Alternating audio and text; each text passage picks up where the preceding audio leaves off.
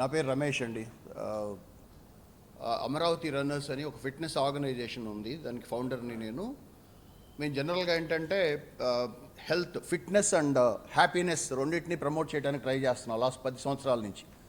Happiness index అనేది కొత్త parameter ఇండియాలో. ఏంటంటే ఎంతమంది హ్యాపీగా బతుకుతున్నారు, ఉన్న వాళ్ళలో మనం రోజులో ఎంత శాతం హ్యాపీగా ఉన్నాము అనేది ఒక ఇండెక్స్ ద్వారా, అంటే భూటాన్ లాంటి కంట్రీస్ స్టార్ట్ చేసి డెవలప్డ్ కంట్రీస్ కూడా ఇప్పుడు ఎవాల్యుయేట్ చేసుకుంటున్నారు.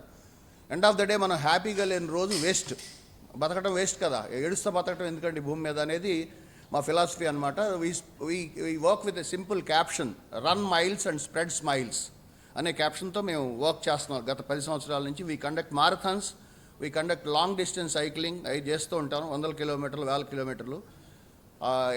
ఎంబీవీకే వాళ్ళు మాతో కలిసి వర్క్ చేసాం ఇదివరకు కూడా. ఒకసారి ఏంటంటే ఇలాంటి సోషల్ కాజులు, మొబైల్స్, 2 వీలర్స్ మీద డ్రైవ్ చేస్తూ మొబైల్స్ మాట్లాడుతున్నారు, అది ఇట్స్ ఎ బిగ్ కన్సర్న్. యాక్సిడెంట్లో చాలా శాతం అవి అవుతున్నాయి, అదొకటి. లేకపోతే సింగిల్ యూజ్ ప్లాస్టిక్స్ ఎంత సమాజానికి ఎంత డేంజరస్ అనేది, ఇట్లాంటి చిన్న చిన్న కాజెస్ మీద ఏ రైడ్ చేసినా కూడా ఒక కాన్సెప్ట్తో చేస్తాం మేము. ఈసారి ఇప్పుడు ఎంబీవీకే నుంచి వచ్చిన ప్రపోజల్ ఏంటంటే కులరహిత సమాజం గురించి మనం వర్క్ చేయగలమా, స్ప్రెడ్ చేయగలమా అనేది. ఇప్పుడు అంత నేను సీరియస్గా తీసుకోవాలా ఫస్ట్లో, ఎందుకంటే మా ఆర్గనైజేషన్లో కులం లేదు. మా వాళ్ళంతా ఎవరి కులాలు ఏమి పట్టించుకోం. సైకిల్ దొక్కేవాళ్ళు వాళ్ళంతా ఒకటే ఏడుస్తూ ఉంటారు, మాకంటే ఫాస్ట్గా దొక్కుతున్నాడా స్లోగా దొక్కుతున్నాడా అని ఒక ఇది తప్పితే ఏంటి కులం అనే ఆలోచన రాలా. మా కో రైడర్స్ క్యాస్ట్ ఏంటి, ఇంకొకటి వాళ్ళ మతం ఏంటి అనే ఆలోచన రాలా. మా వరకు మాకు అది కాదు.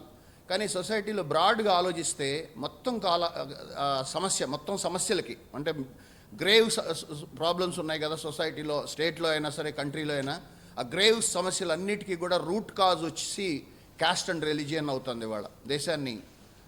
అదో పెద్ద స్పీడ్ బ్రేకర్ లాగా తయారైందనమాట.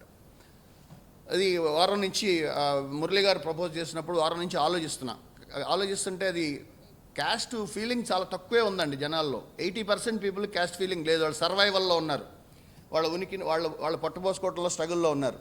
ఈ 20% పీపుల్ ఉంటారు కడుపు నిండిపోయిన వాళ్ళు స్టార్ట్ చేసిన ప్రాబ్లం అండి క్యాస్ట్ అనేది. పోనీ క్యాస్ట్ అనుకునే వాళ్ళు ఏమన్నా వాళ్ళ క్యాస్ట్ క్యాస్ట్ ఆ కులంలో ఉన్న వాళ్ళకి ఏమన్నా హెల్ప్ చేస్తున్నారా, వాళ్ళకి ఏమన్నా ఏదో మోటుగా ఉంటుంది ప్రెస్లో చెప్పడం, ఇరిగిన వేలు మీద వచ్చిపోయిన నుంచి పెద్దలు చెప్పేవాళ్ళు ఇదివరకు సామెత అనమాట. అలాంటి ఏమైనా చేస్తున్నారా అంటే అదేం లేదు. ఆ క్యాస్ట్ అనుకునే వాళ్ళు కూడా క్యాస్ట్కి చేసింది ఏం లేదనమాట. ఆ క్యాస్ట్ అనే ఎలిమెంట్ తీసేస్తే సమాజం చాలా అందంగా ఉంటుందని నాకు అనిపించడం మొదలుపెట్టింది. క్యాస్ట్ అయినా రిలీజియన్ అయినానండి, ఇద్దరు మనుషుల్ని కలిపేది ఏదైనా మంచిది. కానీ ఒక సమాజాన్ని విడగొట్టేదో లేదా ఇద్దరు మనుషుల మధ్య వైషమ్యాలు క్రియేట్ చేసే ఏ భావన అయినా మంచిది కాదు డెఫినెట్గా అనమాట. ఇప్పుడు నెక్స్ట్ జనరేషన్, ఇప్పుడు యంగ్ ఇండియా అంటున్నారు. ఇండియాలో యూత్ పర్సంటేజ్ ఎక్కువ ఉంది. ప్రపంచం మొత్తం మీద యూత్ ఉన్న దేశం ఇండియా.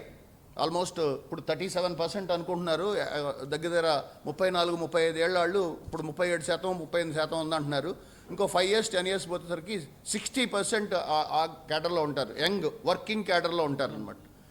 జీ అనే కొత్త వర్డ్ వచ్చింది, జనరేషన్ జీ. వాళ్ళు ఏం ఆలోచిస్తారో అదే రూలింగ్ ఫ్యాక్టర్ అవుతుంది ఒక భవిష్యత్తులో. జీ ఏది నమ్మితే అదే సిద్ధాంతం అవుతుంది అనమాట. ఆ జీకి అర్థమయ్యేట్టు ఎలా చెప్పగలం అనేది మనం పెద్దలంతా ఆలోచిస్తే కనుక అది బాగుంటుంది. జీలో తక్కువే ఉంటుంది. వాళ్ళు అంబిషియస్ పీపుల్, వాళ్ళు కెరీర్ మైండెడ్ పీపుల్, వాళ్ళలో క్యాస్ట్ ఇన్ఫ్లుయెన్స్ తక్కువ.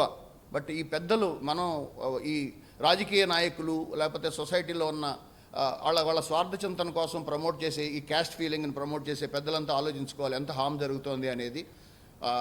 ఆ సిద్ధాంతంతో మేము కూడా కన్విన్స్ అయ్యాము. మారథాన్లో మేమంతా పార్టిసిపేట్ చేస్తున్నాం. అమరావతి రన్నర్స్ నుంచి ఆల్మోస్ట్ 200 మారథాన్ రన్నర్స్ ఉన్నారు. ఆల్మోస్ట్ 42 కిలోమీటర్స్ పైగా పరిగెట్టగలిగిన వాళ్ళు. నేషనల్ లెవెల్లో ఉన్న ఛాంపియన్స్ చాలామంది ఉన్నారు.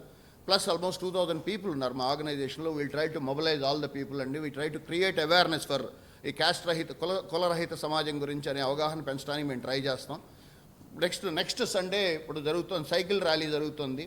అది almost 200 riders are going to participate. మొత్తం సిటీలో ఉన్న ఆల్ కొంచెం థిక్లీ పాపులేటెడ్ ఏరియాస్ అన్నింటిలో రైడ్ చేస్తాం 50 kilometers పాటు విత్ స్లోగన్. ఆ కులరహిత సమాజం అనేది దాన్ని ఎంఫసైజ్ చేస్తూ స్లోగన్స్తో మేము రైడ్ చేయబోతున్నాం. సో అది కొంచెం ప్రెస్ నుంచి కూడా ఇక నుంచి మరి నా రిక్వెస్ట్ ఏంటంటే అందరి రోలు ఉందండి. ఇప్పుడు కులం సమాజాన్ని ఎంత భ్రష్ పట్టిస్తుంది అని అంటున్నాం, కానీ మనం అందరి రోలు ఉంది. కులం గురించి మాట్లాడుతున్నాం. వాడు ఎవడన్నా ఏమైనా సక్సెస్ అయితే వాడి కులం ఏంటని ఆలోచిస్తున్నాం, ఫెయిల్ అయితే వాడి కులం ఏంటని ఆలోచిస్తున్నాం, వాడు ఏమైనా నేరం చేస్తే వాడి కులం ఏంటి, ఇమ్మీడియట్గా ప్రస్తావన వస్తుంది. నేరానికి, సక్సెస్ అవ్వడానికి, ఫెయిల్ అవ్వడానికి కులం సంబంధం లేదండి అసలు. అది వాడి యాటిట్యూడ్, వాడి స్కిల్, వాడి సామర్థ్యం మీద ఆధారపడి ఉంటుంది. మీడియా నుంచి కూడా నా రిక్వెస్ట్ ఏంటంటే ఆ టాపిక్ ఎత్తేస్తే, అంటే చేంజ్ అనేది నా నుంచి స్టార్ట్ అవ్వాలి కదా, నా నుంచి, మీ నుంచి, ఇక్కడ ఉన్న అందరి నుంచి స్టార్ట్ అవ్వాలి.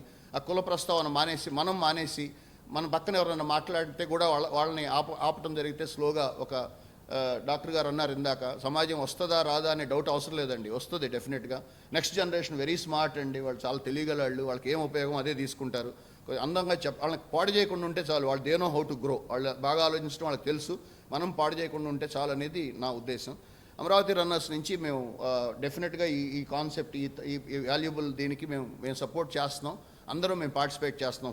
ఫస్ట్ డే వాక్లో కానీ 12వ తారీఖు జరిగే సైక్లింగ్ ర్యాలీలో కానీ మేమంతా పార్టిసిపేట్ చేస్తున్నాం. అండ్ థ్యాంక్స్ అండి, ఈ కొత్త ఎన్విరాన్మెంట్ నన్ను ఇన్వైట్ చేసినందుకు అమరావతి రన్నర్స్ అందరి తరఫున నేను కృతజ్ఞతలు తెలియజేస్తున్నాను ఈ సభకి. Thank you.